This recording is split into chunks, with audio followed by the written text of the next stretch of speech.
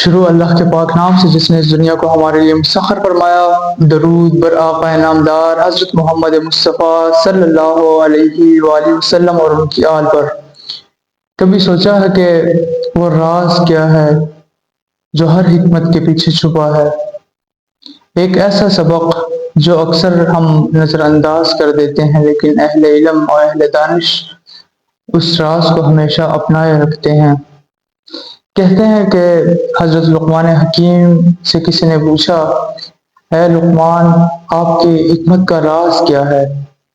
تو حضرت لقمان حکیم نے مسکرا کر فرمایا، میں نے سیکھا ہے کہ زیادہ دیکھوں، زیادہ سنوں اور بولوں کم۔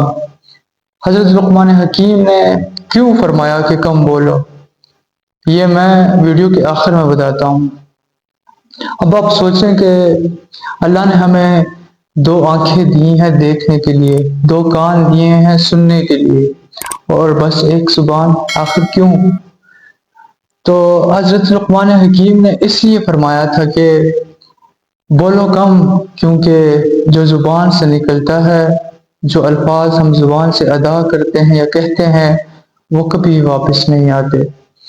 اور صوفیاء فرماتے ہیں کہ خاموشی کبھی کبھی کلام سے زیادہ بولتی ہے، اور یہی خاموش زبان سالک کو رب کے قریب کر دیتی ہے۔ اور پھر اس لیے کہا گیا ہے کہ خاموشی عظیم نعمت ہے۔ ویڈیو کا اختتام اس خوبصورت بات کے ساتھ، ہدایت ان کا دروازہ کھٹکھٹاتی ہے جو ہدایت کے طلبگار ہوں۔ اگلی ویڈیو تک کے لیے اللہ حافظ۔